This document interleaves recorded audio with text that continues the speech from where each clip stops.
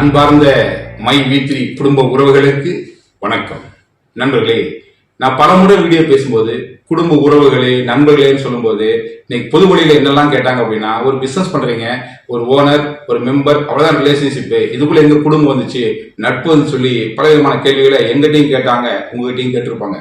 ஆனா இந்த ஒரு கொடுமையான காலகட்டத்துல 3 மாதங்கள் நான் சிறையில் இருக்கும் பொழுது தான் குடும்பத்தோடு சிறைக்கு போனா எந்த அளவுக்கு வேதனைப்படுவாங்களோ, அதுக்கான எந்த அளவுக்கு ரிஸ்க் எடுப்பாங்களோ, அது எந்த அளவுக்கு வந்து போராட்டம் பண்ணுவாங்களோ, அதை விட கூடுதலா இன்னைக்கு எல்லா உறுப்பினர்களும் மேக்சிமம் இருக்க உறுப்பினர்கள் நமக்காக இன்னைக்கு வேண்டுதல் பண்ணியிருக்கீங்க.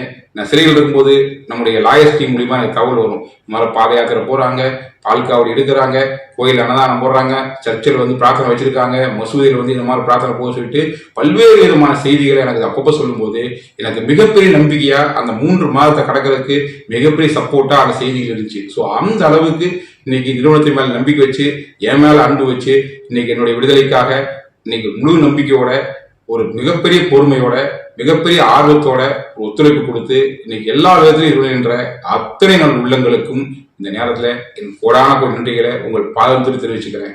ஆக்சுவலா 91 இரவுகள் நான் சிறையில் இருக்கும்போது கூட பேச முடியல, அதோட லாஜிக் இருக்கு. ஆனா வெளியே வந்து 3 நாள் நான் கூட பேசல. இதுல என்ன லாஜிக் இருக்கு? இந்த 3 நாள் வெளிவந்ததுக்கு அப்புறம் பேச முடியாம இருந்த சூழல் வந்து மிகப்பெரிய வேதனையை எனக்கு கொடுத்தது. எப்படி நீங்க எதிர்பார்த்திருந்தீங்களோ அதை விட பெரிய ஆர்வமா உங்களோட பேசணுங்கிற எண்ணம் எனக்கு இருந்தது. பட் இன்னைக்கு நமக்கு ஹானரபிள் ஹைகோர்ட்டு பல்வேறு விடுதலை கொடுத்துதான் என்னை விடுதலை பண்ணியிருக்காங்க. அதுல மிக முக்கியமான விஷயம், நான் அனாவசியமா எதையும் வெளியே பேசக்கூடாது அப்படிங்கிற விஷயமும் அதுல வந்து ஒரு இம்பார்ட்டன்ட் கண்டிஷனா இருக்குது. குறைஞ்சபட்சம் ஒரு நன்றியாக உங்கள்கிட்ட சொல்லிட்டு அடுத்தடுத்த விஷயங்களை ஒரு கேப் எடுத்து கிளாரிஃபிகேஷன் வாங்கிட்டு கூட பேசலாங்கிறதுக்காக தான் இந்த வீடியோல உங்களோட நான் பேசுறேன். ஸோ மீண்டும் ஒரு முறை இந்த கொடுமையான காலகட்டத்துல நம்பிக்கையோடு பொறுமையோடு இன்னைக்கு நிறுவனத்துக்காக குரல் கொடுத்த, நிறுவனத்தை நல்லா இருக்கும்னு நினைச்சு பிரார்த்தனை பண்ணேன். நான் வெளியூர்னு சொல்லிட்டு உங்களுடைய எண்ணங்கள் பிரதிபலிச்சு பல்வேறு விதமான கோயிலில் சென்று எனக்காக வேண்டிக் கொண்ட அத்தனை நல் உள்ளங்களுக்கும் உங்கள் பொற்பாதம் தொட்டு மீண்டும் நன்றி சொல்றேன். கடைசியா சொல்றதுன்னா, என்னவா இருந்தாலும் நான் ஒரு லட்சியத்துக்காக ஒரு பிசினஸ் ஸ்டார்ட் பண்ணேன். நான் என்ன நினைச்சிட்டு போறனோ அந்த இலக்கை அடையும் வரை நான் ஓய மாட்டேன். எத்தனை தடைகள் வந்தாலும் என்னுடைய வேகத்தை வேணா ஸ்லோ பண்ணலாம், காலத்தை வேணா அதிகப்படுத்தலாம், ஆனா இலக்கை அடையும் அந்த முயற்சியை யாராலையும் தடுக்க முடியாது.